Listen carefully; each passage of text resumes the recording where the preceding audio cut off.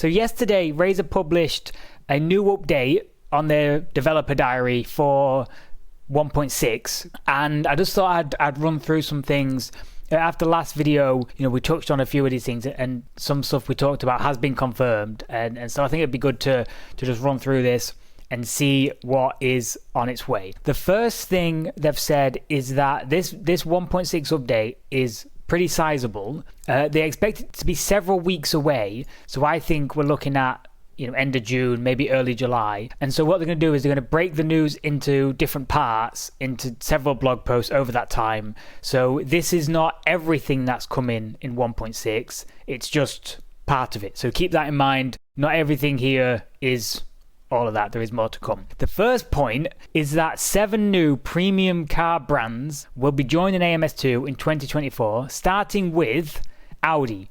We are getting the Audi V8 Quattro, which will be in a DTM class, and this is a free update. This is free content for everybody, as well as the R8 LMS GT3, which will be, again, a free update within GT3 Gen 1. And then we're getting the R8 LMS Evo 2, which will be, I believe, it'll be GT3 Gen 2.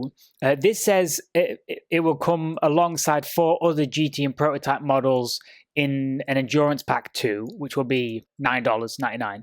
I think this is saying it's not 4 other Audi GT or prototypes. This will be GT and prototype cars for the remainder of the IMSA category, because it says here that at least 7 new premium brands will be joining. Audi's one of them. That leaves 6 more, which, again, speculate down below what you believe that will be. But so this will be, you get the Audi, you'll get maybe the Lamborghini SC63, maybe Aston Martin's in there, Ferrari, who knows? Again, that's up to speculation. Road Atlanta is confirmed. We guessed this, speculated this last time, but Road Atlanta is definitely confirmed. They do say that this will be one of 3 tracks in the pack. We already have, obviously, Daytona, Laguna Seca, Long Beach, Road America. And so if we just go over to the IMSA calendar here, Sebring we believe to be the second. So Road Atlanta's 1, Sebring's the second, which that leaves us with Detroit and Canadian Tire Motorsport Park, which are the only tracks that are on the IMSA calendar that are not currently in AMS2 or not scheduled to be in. So I believe that third track will most likely be Canadian Tire Park, just because Detroit's a street circuit.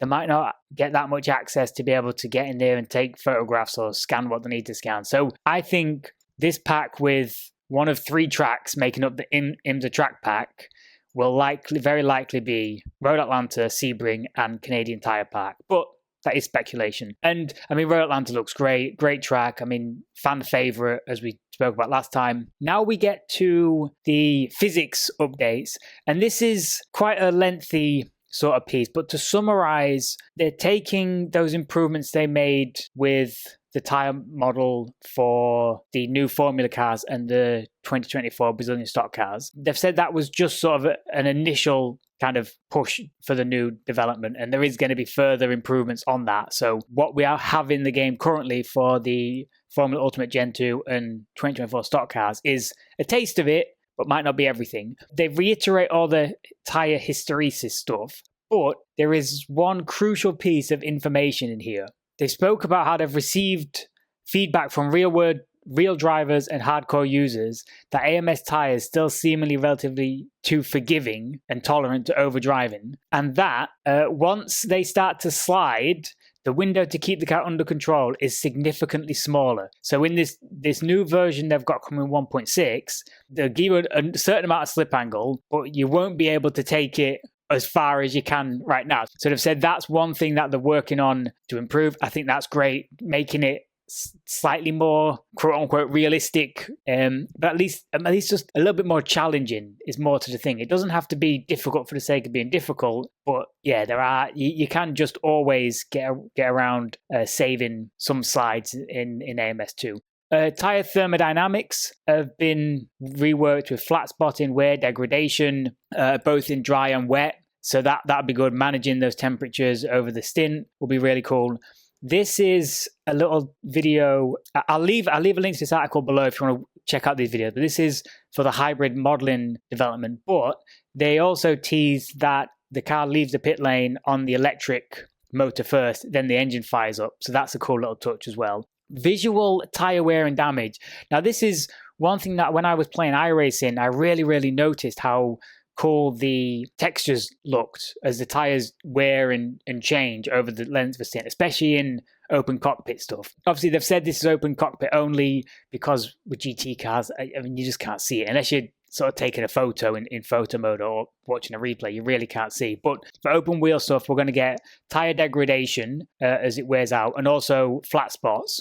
And also, there's a video later down about the new smoke coming, but there's a little. The car pulls off to the side, and you can actually see how the tire has some pickup from the grass as well and the dirt, which is something that isn't currently modeled in the game. So I think that's great. More improvements for that is fantastic. There's also going to be pit lane lights. So obviously here we've got blue flag light if there's going to be a car coming down the pit lane, down the racing start finish straight as you leave the pit lane, and also a red light if is maybe a safety car, something coming past. Racing line they spoke about previously, where now they've said receiver adjustments so that it's both grippier when dry as well as more slippery in the wet. This, I think this is just them saying the racing line will have more grip than off the racing line. I do hope they haven't cranked up even more grip in the dry line, because this game doesn't need more grip. But I think that's just their way of saying, you know, if you're on the racing line, that's where the grip is. Off it, it's kind of dirty, dusty. And then in the wet,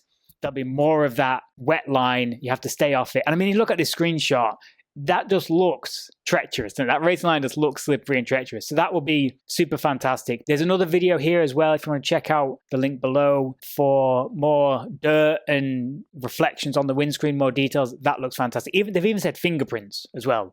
You might be able to find fingerprints where someone's, you know, cleaned the windscreen for you. So that's incredible. This is the improved smoke with engine failures in, you know, the old V10 Formula cars, big plumes of smoke, and also tire smoke for whether you're drifting or sliding or something. That all looks fantastic. And that is everything they've said so far for this sort of part 1 of the 1.6 update, and part 2 at some point late June. So yeah, we're looking at early July then for the actual update to be posted. But I think this is everything I've seen is great. We're all super excited for it. 7 new manufacturers, or at least 6 more plus Audi. So who will that be? I mean, I think Lamborghini's a good shout. Aston Martin have got a couple cars in IMSA so far. Did we get LMP2 brands? Lexus maybe? I don't know. I mean, you speculate all you like on that one. But yeah, that's everything coming we know so far for 1.6. I'm really excited, and I'll catch you in the next one.